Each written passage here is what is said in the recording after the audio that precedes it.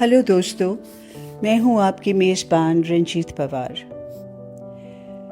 सदियों से हमारे इस धर्म कर्म वाले मुल्क में कुछ एक लोगों को नीची श्रेणी की उपाधि देकर उनका शोषण किया गया और उनके साथ अमानवीय व्यवहार किया गया। प्रेमचंद अपने समय के एक ऐसे लेखक थे जो सामाजिक दोषों को सामने लाकर समाज को आईना दिखाते थे। आज आपको एक ऐसी ही कहानी सुना रही हूँ जो प्रेमचंद द्वारा लिखी गई है। कहानी का नाम है सदगति।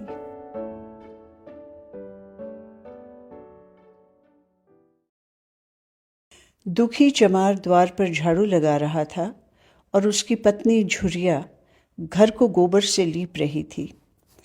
दोनों अपने अपने काम से फुर्सत पा चुके थे तो चमारन ने कहा, तो जाके पंडित बाबा से कह आओ ना, ऐसा न हो कहीं चले जाएं। दुखी, हाँ जाता हूँ, लेकिन यह तो सोच बैठेंगे किस चीज़ पर। झुरिया, कहीं से खटिया न मिल जाएगी, ठकुराने से मांग लाना। दुखी, तू तो कभी कभी ऐसी बात कह देती है कि देह जल जाती है। ठकुराने वाले मुझे खटिया देंगे? आग तक तो घर से निकलती नहीं, खटिया देंगे। कैथाने में जाकर एक लोटा पानी मांगू तो ना मिले, भला खटिया कौन देगा? हमारे उपले, सेंठे, भूसा, लकड़ी थोड़ी ही है कि जो चाहे उठा ले जाएं। ले अपनी खटोली धोकर रख दे, गर्मी के तो दिन है, उनके आते आते सूख जाएगी। झुरिया, वह हमारी खटोली पर बैठेंगे नहीं, देखते नहीं कितने नेम धर्म से रहते हैं। दुखिया ने जरा चिंतित होकर कहा, हाँ यह बात तो है, महुए के पत्ते तोड़कर एक पत्तल बना लूं तो ठीक हो जाए। पत्तल में बड़े बड़े आदमी खाते हैं, वह पवित्र हैं, ला तो डंडा, पत्ते तोड़ लो। झुरिया, पत्तल मैं बना लूँगी, तुम जाओ, लेकिन हाँ उन्हें सीधा भी तो देना होगा, अपनी थाली में रख दूँ?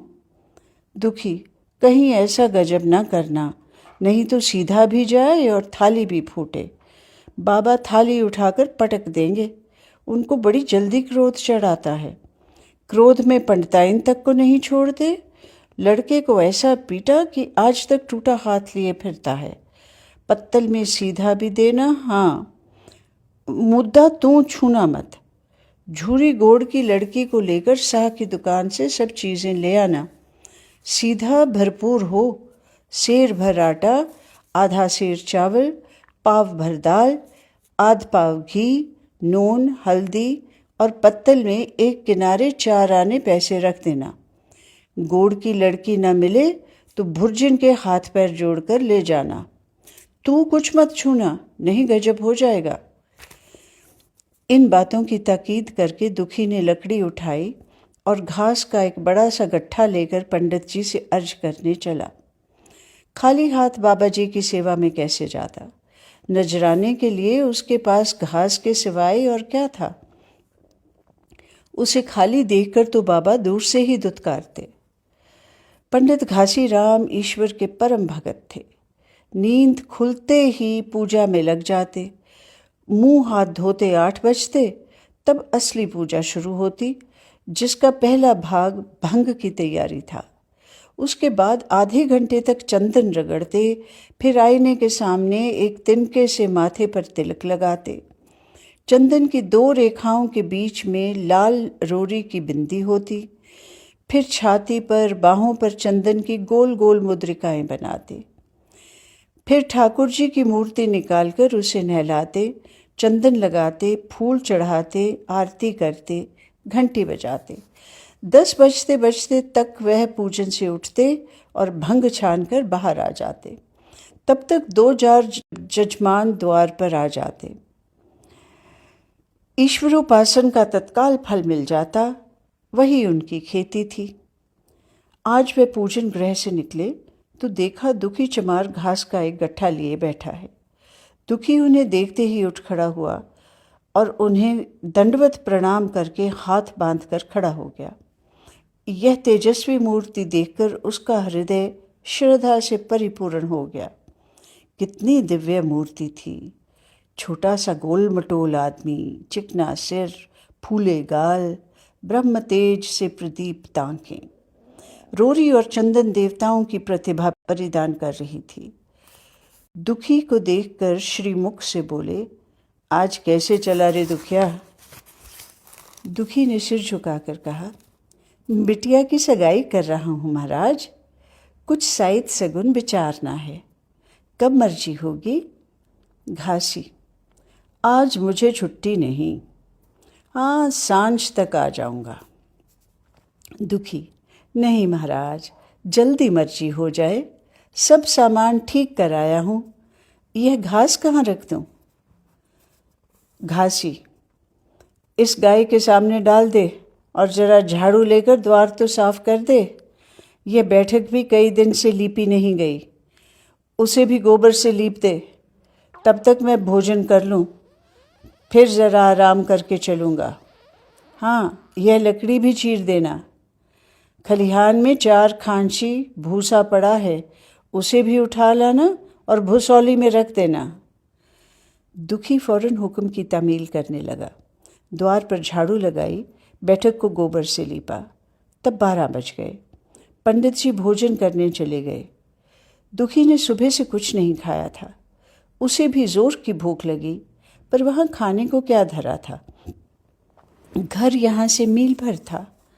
वहाँ खाने चला जाए तो पंडित जी बिगड़ जाएं। बेचारे ने भूख दबाई और लकड़ी फाड़ने लगा। लकड़ी की मोटी सी गांठ थी, जिस पर पहले कितने ही भक्तों ने अपना जोर आजमा लिया था। वह उसी दमखम के साथ लोहे से लोहा लेने के लिए तैयार थी। दुखी घास छीलकर बाजार ले जाता था। लकड़ी चीरने का उसे अभ्यास न था। घास उसके खुरपे के सामने सिर झुका देती थी। यहाँ कस कस कर कुल्हाड़ी का भरपूर हाथ लगाता, पर उस गांठ पर निशान तक न पड़ता था। कुल्हाड़ी उचट जाती। पसीने में तर था, हाँफता था, थक कर बैठ जाता था, फिर उठता था। हाथ उठाए न उठते थे, पाँव कांप रहे थे, कमर न सीधी होती थी, आंखों तले अंधेरा हो रहा था, सिर में चक्कर आ रहे थे, तितलियाँ उड़ रही थीं। फिर भी अपना काम किए जाता था। अगर एक चिलम तंबाकू पीने को मिल जाती तो शायद कुछ ताकत आती। उसने सोचा, यहाँ चिलम और तंबाकू कहाँ मिलेगी? ब्राह्मणों का पूरा है। ब्राह्मण लोग हम नीची जातों की तरह तंबाकू थोड़े ही पीते हैं। सहसा उसे याद आया कि गांव में एक गोंड भी रहता है, उसके यहाँ ज़रूर चिलम तंबाकू होगी। तुरंत उसके घर दौड़ा। खैर, मेहनत सफल हुई। उसने तंबाकू भी दी और चिलम भी दी, पर आग वहाँ ना थी। दुखी ने कहा, आग की चिंता न करो भाई, मैं जाता हूँ पंडित जी के घर से आग मांग लूँगा, वहाँ तो अभी रसोई बन रही थी। यह कहता हुआ वे दोनों चीज़ें लेकर चला आया और पंडित जी के घर में बरौठे के द्वार पर खड़ा होकर बोला, मालिक, रचिके आग मिल जाती तो चिलम पी लें। पंडित जी भोजन कर रहे थे। पंडिताइन ने पूछा, यह कौन आदमी आग मांग रहा है? पंडित, अरे वही ससुरा दुखिया चमार है, कहता है थोड़ी सी लकड़ी चीर दे, आग तो है, दे दो। पंडिताइन ने भवें चढ़ाकर कहा, तुम्हें तो जैसे पोथी पत्रे के फेर में धर्म कर्म किसी बात की सुध ही नहीं रही। चमार हो, धोबी हो, पासी हो, मुंह उठाए घर में चला आए। हिंदू का घर न हुआ, कोई सराय हुई, कह दो दाढ़ी जार से चला जाए, नहीं तो इस लुआठे से मुंह झुलस दूंगी। कह दो दाढ़ी जार से चला जाए, नहीं तो इस लुआठे से मुंह झुलस दूंगी। आग मांगने चले हैं।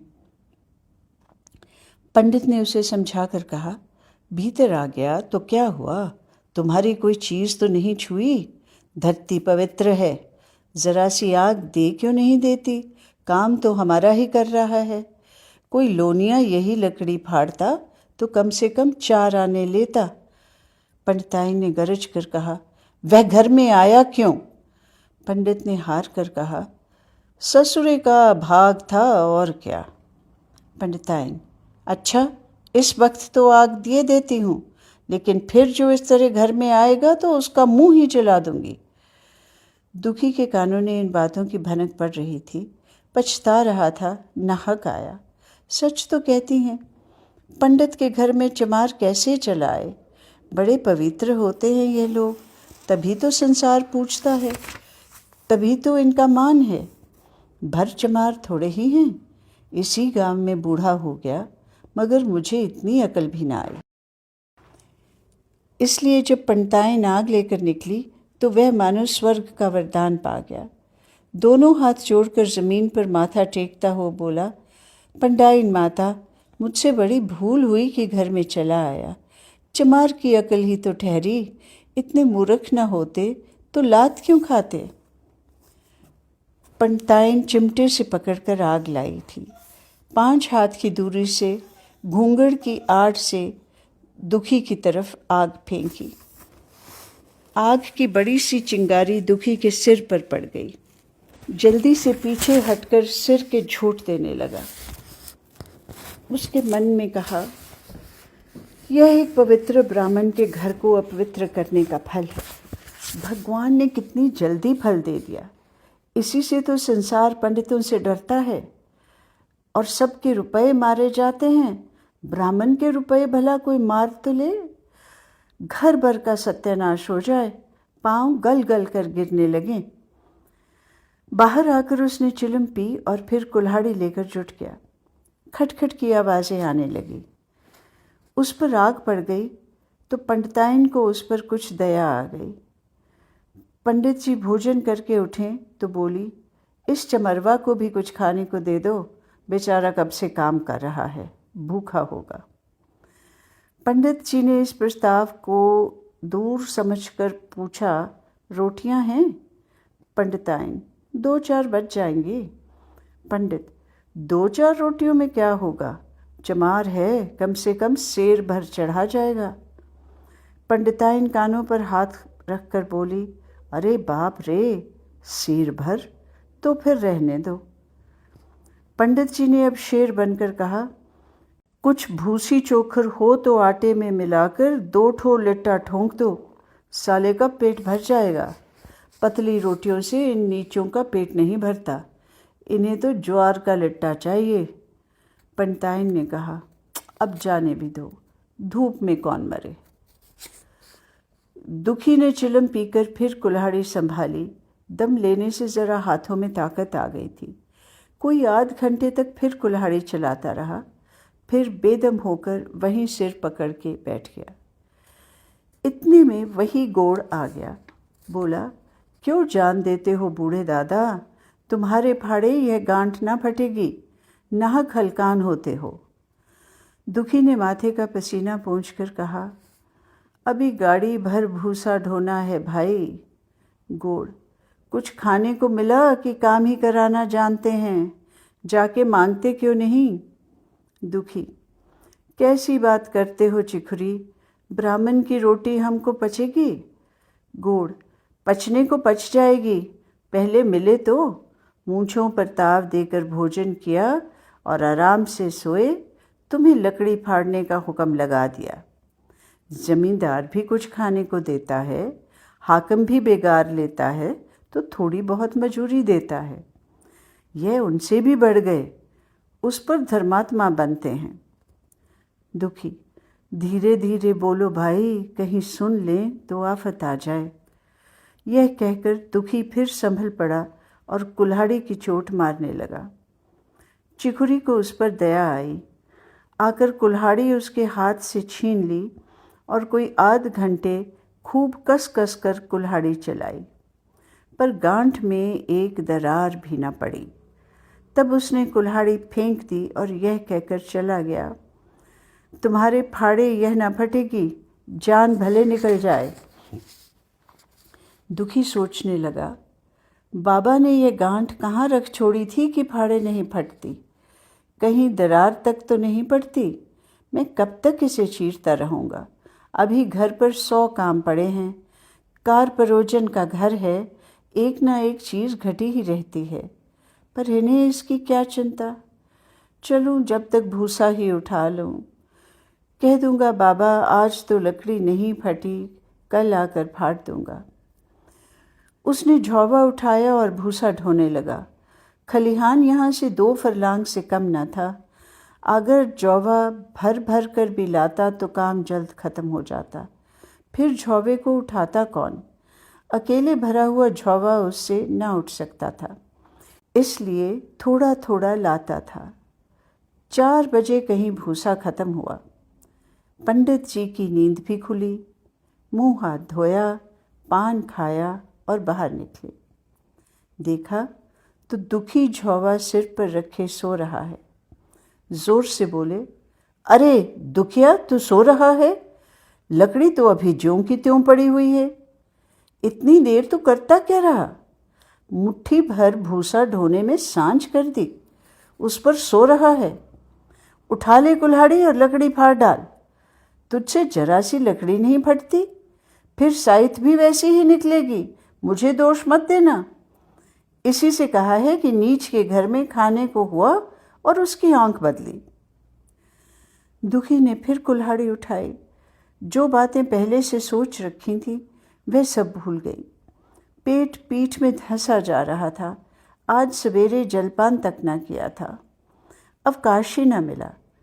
उठना ही पहाड़ मालूम होता था। जी डूब जाता था, पर दिल को समझाकर उठा। पंडित हैं, कहीं साइत ठीक ना बिचारें तो फिर सत्यानाश ही हो जाए। जब ही तो संसार में इतना मान है।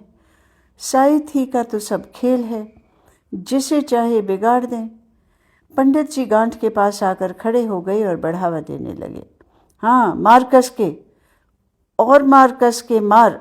अबे जोर से मार, तेरे हाथ में तो जैसे दम ही नहीं है। लगा कस के। खड़ा सोचने क्या लगता है? हाँ, बस फटा ही चाहती है, दे उस दरार में। दुखी अपने होश में न था। न जाने कौन सी गुप्त शक्ति उसके हाथों को चला रही थी। वह थकान, भूख, कमजोरी सब मानो भाग गईं। उसे अपने बाहुबल पर स्वयं आश्चर्य हो रहा था। एक एक चोट वज्र की तरह पड़ती थी। आध घंटे तक वह उसी उन्माद की दशा में हाथ चलाता रहा, यहाँ तक कि लकड़ी बीच से फट गई और दुखी के हाथ से कुल्हाड़ी छूटकर गिर पड़ी। इसके साथ वह भी चक्कर खाकर गिर पड़ा। भूखा प्यासा थका हुआ शरीर जवाब दे गया। पंडित जी ने पुकारा, उठ के 2-4 हाथ और लगा दे, पतली पतली चैलियां हो जाएं। दुखी ना उठा। पंडित जी ने अब उसे दिख करना उचित न समझा। भीतर जाकर बूटी छानी, शौच गए, स्नान किया और पंडिताई बाना पहनकर बाहर निकले। दुखी अभी भी वहीं पड़ा हुआ था। जोर से पुकारा, अरे क्या पड़े ही रहोगे दुखी? चलो, तुम्हारे ही घर चल रहा हूँ। सब सामान ठीक ठाक है ना? दुखी फिर भी ना उठा। अब पंडित जी को कुछ शंका हुई। पास जाकर देखा तो दुखी अकड़ा पड़ा हुआ था। बदहवास होकर भागे और पंडितायन से बोले, दुखिया तो जैसे मर गया। पंडितायन हक बकाकर बोली, वह तो अभी लकड़ी चीर रहा था ना? पंडित, हाँ, लकड़ी चीरते चीरते मर गया। अब क्या होगा? पंडितायन ने शांत होकर कहा, होगा क्या, चमरौने में कहला भेजो, मुर्दा उठा ले जाएं। एक क्षण में गांव भर में खबर हो गई। पूरे में ब्राह्मणों की ही बस्ती थी। केवल एक घर गोंड का था। लोगों ने इधर का रास्ता छोड़ दिया। कुएं का रास्ता उधर से ही था। पानी कैसे भरा जाए? चमार की लाश के पास से होकर पानी भरने कौन जाए? एक बुढ़िया ने पंडित जी से कहा, अब मुर्दा फेंकवाते क्यों नहीं? कोई गांव में पानी पिएगा या नहीं? इधर गोड़ ने चमरौने में जाकर सबसे कह दिया, खबरदार, मुर्दा उठाने मत जाना, अभी पुलिस की तहकीकात होगी, दिल लगी है कि एक गरीब की जान ले ली। पंडित जी होंगे तो अपने घर के होंगे, लाश उठाओगे तो तुम भी पकड़े जाओगे। इसके बाद ही पंडित जी पहुंचे, पर चमरौने का कोई आदमी लाश उठा लेने को तैयार न हुआ। हाँ, दुखी की स्त्री और कन्या दोनों हाय हाय करती वहां चली और पंडित जी के द्वार पर आकर सिर पीट पीट कर रोने लगी। उनके साथ 10-5 और चमारनें थीं। कोई रोती थी, कोई समझाती थी, पर चमार एक भी न था। पंडित जी ने चमारों को बहुत धमकाया, समझाया, मिन्नत की, पर चमारों के दिल पर पुलिस का रौब छाया हुआ था। एक भी न मिनका। आखिर निराश होकर लौट आए। आधी रात तक रोना पीटना जारी रहा। देवताओं का सोना मुश्किल हो गया, पर लाश उठाने कोई चमार न आया और ब्राह्मण चमार की लाश कैसे उठाते? भला ऐसा किसी शास्त्र पुराण में लिखा है? कहीं कोई दिखा दे। पंडिताइन ने झुंझला कर कहा, इन डायनों ने तो खोपड़ी चाट डाली, सबों का गला भी नहीं पकता। पंडित ने कहा, रोने दो चुड़ैलों को, कब तक रोएंगी? जीता था तो कोई बात न पूछता था, मर गया तो कोलाहल मचाने के लिए सबकी सब आ पहुंची। पंडिताइन, चमार का रोना मनहूस है। पंडित, हाँ, बहुत मनहूस। पंडिताइन, अभी से दुर्गंध उठने लगी। पंडित, चमार था ससुरा के नहीं? साध असाध किसी का विचार है इन सबको? पंडिताइन, इन सबों को घिन भी नहीं लगती। पंडित, भ्रष्ट हैं सब। रात तो किसी तरह कटी, मगर सवेरे भी कोई चमार न आया। चमारिनें भी रो पीट कर चली गईं। दुर्गंध कुछ कुछ फैलने लगी। पंडित जी ने एक रस्सी निकाली, उसका फंदा बनाकर मुर्दे के पैर में डाला और फंदे को खींचकर कस दिया। अभी कुछ कुछ धुंधल का था। पंडित जी ने रस्सी पकड़कर लाश को घसीटना शुरू किया और गांव के बाहर घसीट ले गए। वहां से आकर तुरंत स्नान किया, दुर्गा पाठ पढ़ा और गंगा जल घर में छिड़का। उधर दुखी की लाश को खेत में गीदड़ और गिद्ध, कुत्ते और कौए नोच रहे थे। यही जीवन पर्यंत की भक्ति, सेवा और निष्ठा का पुरस्कार था।